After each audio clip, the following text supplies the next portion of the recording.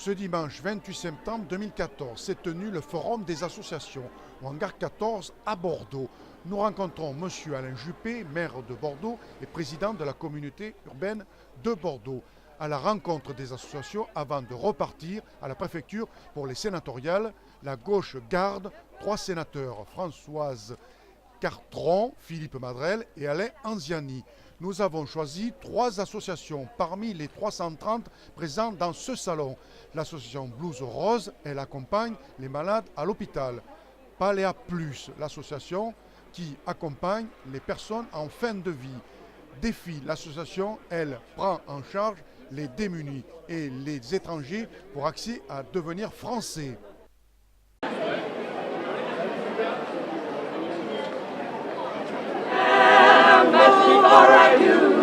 Coming for to carry me home. Just to tell my friends I'm coming for to carry me home. Sweet, sweet Lord, sweet chariots, coming for to carry me home. Sweet Lord, sweet chariots, coming for to carry me home. Coming for carrying me home. Yes.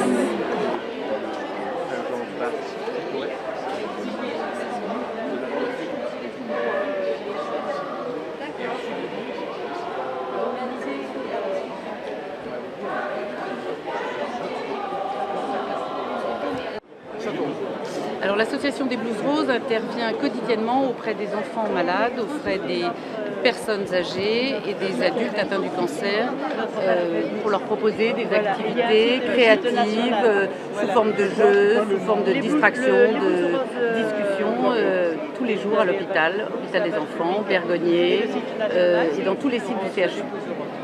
Donc, c'est une association. On est une association nationale, on est 4400 en France, on est 220 présents à Bordeaux.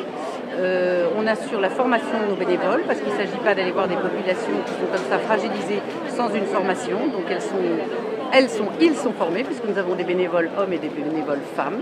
Donc voilà, nous assurons leur formation et leur suivi tout au long de leur séjour parmi nous. Est-ce que vous avez des salariés à travers... Non, nous n'avons aucun salarié. Nous ne fonctionnons que avec des dons et quelques subventions. Pourquoi vous n'avez pas avoir de salariés? Puisque se disent les associations qu'elles sont créateurs d'emplois.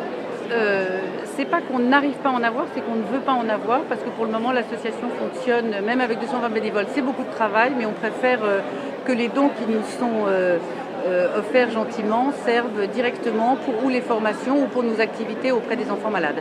D'accord. Donc tous les gens qui viennent sont bénévoles et n'ont aucune rémunération. Tous les gens qui viennent sont bénévoles et n'ont aucune rémunération, que ce soit les personnes qui assurent le secrétariat, qui sont aussi bénévoles après à l'hôpital, qui font les deux, donc il n'y a aucun salarié.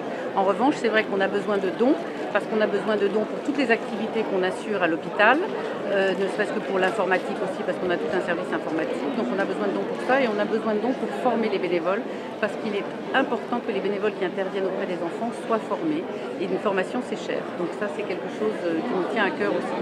Et c'est une garantie vis-à-vis de l'hôpital, vis-à-vis des établissements où nous intervenons, qu'ils soient tout à fait formés et correctement formés. Vous envisagez, si votre structure prend de l'ampleur ou qu'il y a beaucoup de subventions, d'envoyer des salariés?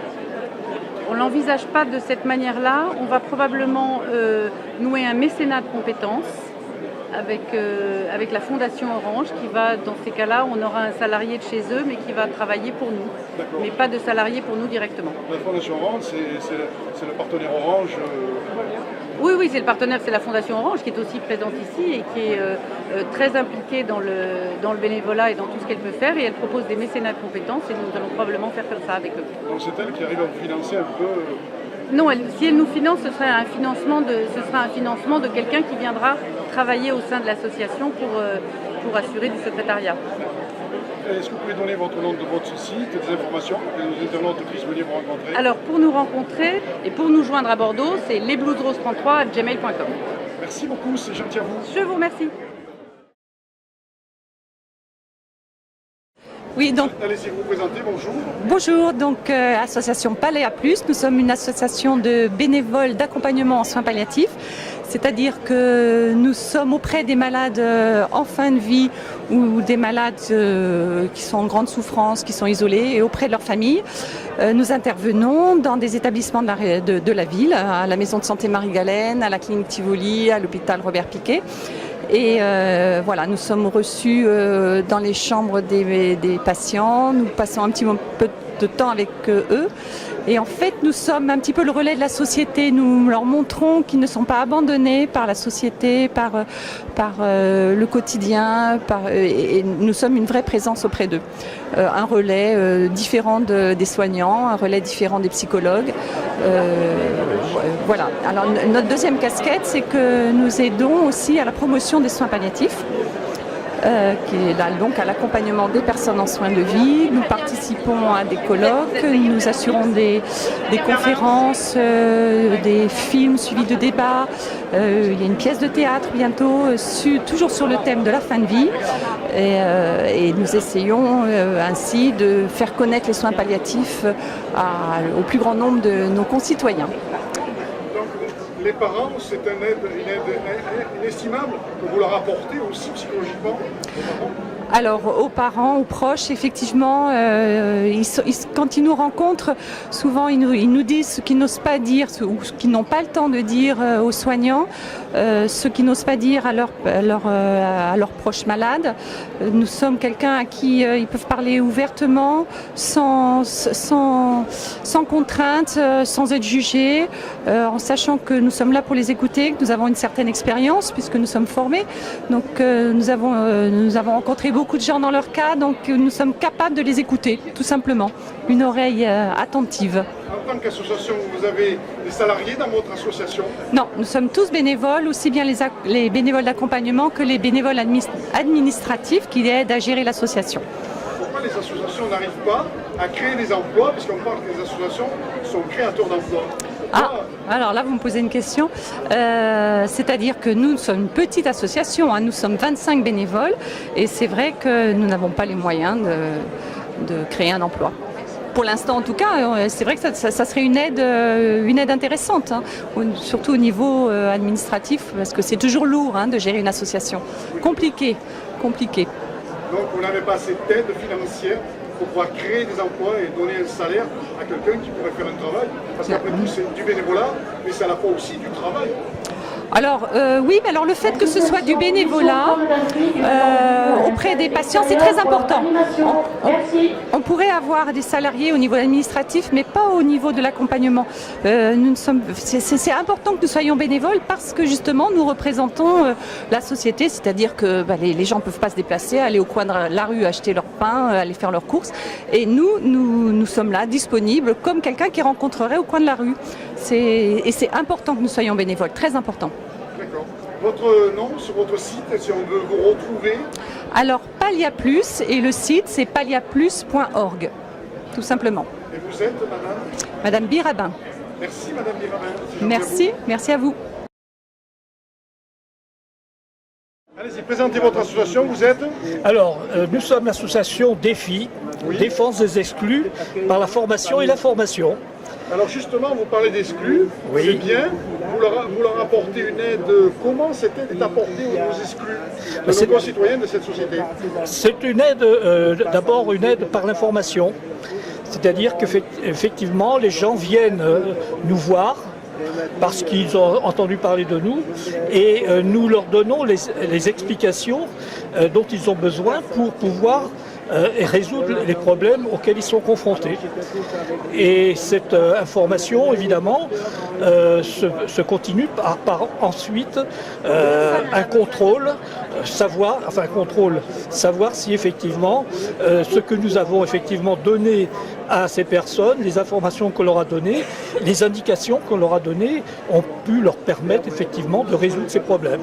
Donc nous ne les lâchons pas tant que nous n'avons pas la quasi-certitude que le problème est réglé. Tout ça, c'est gratuit pour la personne qui vient vers vous? Oui, c'est tout à fait gratuit. D'accord. Voilà. Nous avons des aides d'un certain nombre d'institutions, le Conseil général, l'État bien sûr. Nous avons des aides aussi des communes de Lormont, commune de Lormont de Bordeaux. Donc vous avez quand même un petit pactole qui vous permet de faire tourner votre asso. Bien sûr. D'ailleurs, nous vivons essentiellement grâce à ces subventions. Alors une question que je pose à toutes les associations, pourquoi pas de salariés dans votre asso? Nous avons 2 salariés. Ah d'accord. Voilà, nous avons 2 salariés qui sont en contrat adulte relais. D'accord. Et donc ces personnes, évidemment, sont partiellement rémunérées par l'État. D'accord. Donc c'est l'État qui finance ces personnes-là dans votre association. Qui finance partiellement. Partiellement. Et Partiellement. D'accord. Puisque les autres disons, moyens financiers dont nous disposons D'accord.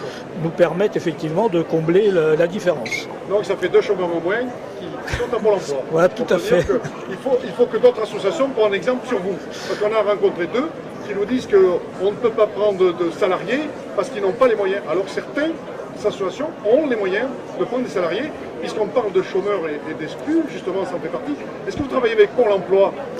Nous travaillons avec Pôle emploi lorsque, évidemment, nous envoyons à Pôle emploi, nous sommes en relation avec Pôle emploi, bien sûr, pour aider des personnes qui viennent nous voir pour justement trouver un emploi. Nous ne sommes pas évidemment forcément les mieux qualifiés pour trouver cet emploi, mais nous les adressons justement à cet organisme qui lui a pour charge justement de leur trouver un emploi. C'est-à-dire, vous parlez de qui? De Pôle emploi? De Pôle emploi, évidemment.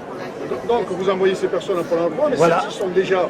que Pôle emploi vous envoie des gens vers vous. Non, ils nous envoient des gens vers nous, oui, s'ils ont des problèmes qui sont justement en relation avec ce que nous sommes en capacité de leur apporter. Quel ordre de problème vous pouvez nous... Ça peut être des problèmes de logement, ça peut être des problèmes de surendettement, ça peut être des problèmes de santé, ça peut être... Voilà. Et donc nous, toujours dans cette hypothèse, on essaie soit de régler le problème nous-mêmes, quand on peut. Par exemple, les problèmes de surendettement, nous montons nous-mêmes les dossiers et nous les menons à leur terme. Mais en ce qui concerne évidemment d'autres problèmes de santé, problèmes de logement, évidemment nous les adressons aux institutions qui sont les mieux placées pour ça. En parlant de santé, justement, il y a quand même dans notre pays plus de 5 millions de personnes qui ont du mal à se soigner. Comment vous, en tant qu'association, vous pouvez leur apporter cette aide, puisque l'aide financière ne peut être apportée et les gens ne se soignent pas parce qu'ils n'ont pas d'argent pour se soigner. Bon, évidemment, nous ne pouvons pas nous substituer, je dirais, soit à l'État, puisque nous n'avons pas, nous, les moyens financiers pour le faire. Simplement, nous pouvons effectivement leur apporter des aides, disons. Enfin, je me tourne là vers ma vice-présidente qui, elle... moi, je suis Jeanne Arnautou, vice-présidente de l'association. Alors, voilà. Alors, par exemple, ce matin, je vais vous donner un cas concret.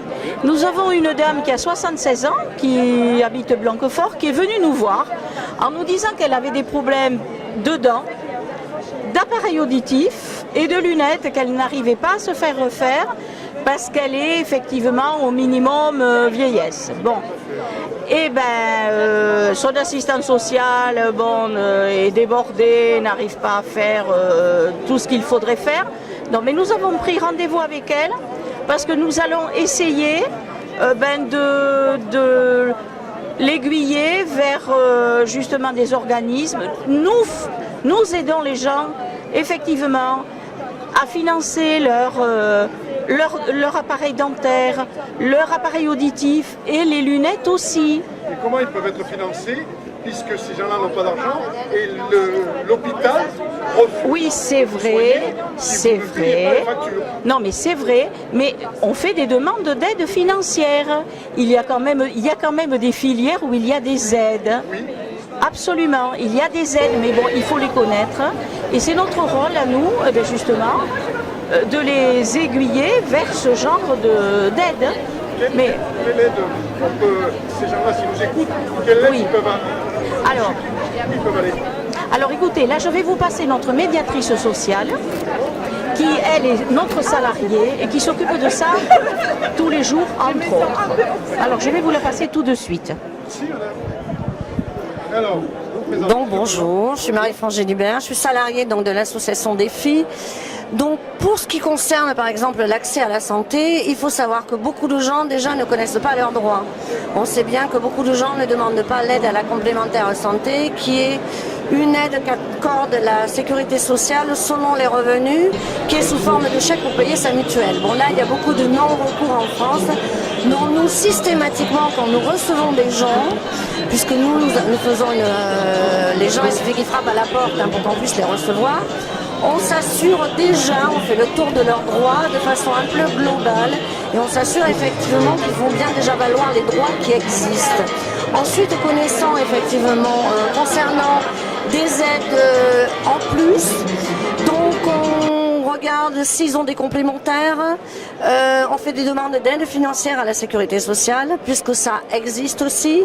On va les orienter, on travaille par exemple avec la mutuelle de la prévoyance qui a des services où on peut prendre directement des rendez-vous avec des spécialistes qui sont aussi moins chers.